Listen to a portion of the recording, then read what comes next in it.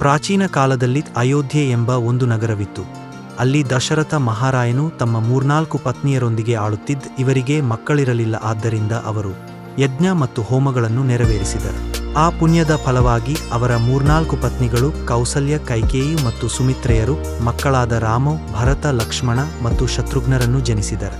ರಾಮನು ಯಜ್ಞವಲ್ಕ್ಯನಾಗಿದ್ದ ಮಹಾರಾಜನ ಪುತ್ರನು. ಅವನು ತನ್ನ ಶೀಲ ಮತ್ತು ಶ್ರೇಷ್ಠತೆಯಿಂದ ಸುಸಂಪೂರ್ಣ ವ್ಯಕ್ತಿಯನು. ರಾಮನು ಶ್ರೀ ಸೀತೆಯನ್ನು ತನ್ನ ಪತ್ನಿಯನ್ನಾಗಿ ವಹಿಸಿಕೊಂಡನು.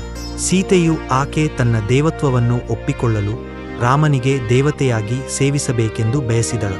ರಾಮನು ತನ್ನ ತಂದೆಯ ಸ್ಥಾನವನ್ನು ಗೈರು ಮಾಡಬೇಕೆಂದು ನಿರ್ಧರಿಸಿದಾಗ ದಶರಥನು ತಾತ್ಕಾಲಿಕವಾಗಿ ತಾತ್ಸರ್ಯದಿಂದ ರಾಮನನ್ನು ತನ್ನ ಉತ್ತರಾಧಿಕಾರಿಯನ್ನಾಗಿ ಘೋಷಿಸಲು ಬಯಸಿದನು. ಆದರೆ ಕೈಕೇಯಿ ತನ್ನ ಮಗನಾದ ಭರತನು ಅರಸನಾಗಬೇಕೆಂದು ರಾಮನನ್ನು ಅರಣ್ಯಕ್ಕೆ ಕಳಿಸಲು ದಶರಥನಿಗೆ ಬೇಡಿದಳು. ಇದರಿಂದ ರಾಮನು, ಸೀತಾ ಮತ್ತು ಲಕ್ಷ್ಮಣನು ಅರಣ್ಯಕ್ಕೆ ತೆರಳಿದರು. ಅರಣ್ಯದಲ್ಲಿ ಶೂರ್ಪಣಖ ಎಂಬ ರಾಕ್ಷಸಿ ರಾಮನ ಮೇಲೆ ಮೋಹನಾಗುತ್ತಾಳೆ. ಆದರೆ ರಾಮನು ಅವಳನ್ನು ತಿರಸ್ಕರಿಸುತ್ತಾನೆ. ಅವಳು ತನ್ನ ಸಹೋದರನಾದ ರಾವಣನ ಬಳಿ ಹೋಗಿ ತನ್ನ ಅವಮಾನವನ್ನು ಹೇಳುತ್ತಾಳೆ. ತಕ್ಷಣ ರಾವಣನು ತನ್ನ ಸೇನೆಯನ್ನು ಕಳುಹಿಸಿ ಸೀತೆಯನ್ನು ಅಪಹರಿಸುತ್ತಾನೆ. ರಾಮನು ಸೀತೆಯನ್ನು ಹುಡುಕಲು ವಾನರ ರಾಜ ಸುಗ್ರೀವ ಮತ್ತು ಹನುಮಂತನ ಸಹಾಯವನ್ನು ಪಡೆದನು. ಹನುಮಂತನು ಲಂಕೆಗೆ ಹಾರಿ ಸೀತೆಯನ್ನು ಕಾಣುತ್ತಾನೆ ಮತ್ತು ರಾಮನ ಸಂದೇಶವನ್ನು ಅವಳಿಗೆ ನೀಡುತ್ತಾನೆ. ಹನುಮಂತನು ಲಂಕೆಯನ್ನು ಸುಟ್ಟುಹಾಕಿ ಹಿಂತಿರುಗಿ ರಾಮನಿಗೆ ಲಂಕೆಯ ಶಕ್ತಿಯ ಬಗ್ಗೆ ಮಾಹಿತಿಯನ್ನು ನೀಡುತ್ತಾನೆ. ರಾಮನು ತನ್ನ ಸೇನೆಯೊಂದಿಗೆ ಸಮುದ್ರದ ಮೇಲೆ ಸೇತುವೆ ನಿರ್ಮಿಸಿ ಲಂಕೆಯನ್ನು ಗೆಲ್ಲಲು ಪ್ರಯತ್ನಿಸುತ್ತಾನೆ. ಯುದ್ಧದಲ್ಲಿ ರಾಮನು, ಲಕ್ಷ್ಮಣ ಮತ್ತು ಹನುಮಂತನ ಸಹಾಯದಿಂದ ರಾವಣನನ್ನು ಸೋಲಿಸುತ್ತಾನೆ. ಕೊನೆಗೆ ರಾಮನು ಸೀತೆಯನ್ನು ರಾವಣನಿಂದ ಕಾಪಾಡುತ್ತಾನೆ.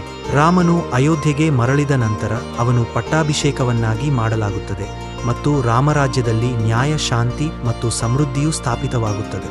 ಆದರೆ ಸೀತೆಯ ಶುದ್ಧತೆಯನ್ನು ಪ್ರಶ್ನಿಸಿದ ನಂತರ ರಾಮನು ಅವಳನ್ನು ಕಾಡಿಗೆ ಕಳುಹಿಸುತ್ತಾನೆ. ಕಾಡಿನಲ್ಲಿ ಸೀತಾ, ಲವ ಮತ್ತು ಕುಶ ಎಂಬ 2 ಮಕ್ಕಳನ್ನು ಜನ್ಮ ನೀಡುತ್ತಾಳೆ.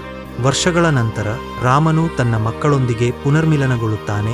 ಆದರೆ ಸೀತೆಯು ತನ್ನ ತಾಯಿಯಾದ ಭೂಮಿಗೆ ಮರಳುತ್ತಾಳೆ. ರಾಮನು ತನ್ನ ಆಳ್ವಿಕೆಯನ್ನು ನ್ಯಾಯಯುತವಾಗಿ ಮುಗಿಸುತ್ತಾನೆ ಮತ್ತು ಅವನು ತನ್ನ ದೈವಿಕ ನಿವಾಸಕ್ಕೆ ಮರಳುತ್ತಾನೆ. ರಾಮನು ತನ್ನ ಜೀವನದ ಮೂಲಕ ಧರ್ಮ, ನಿಷ್ಠೆ ಮತ್ತು ಭಕ್ತಿಯ ಪ್ರಾಮುಖ್ಯತೆಯನ್ನು ತೋರಿಸುತ್ತಾನೆ.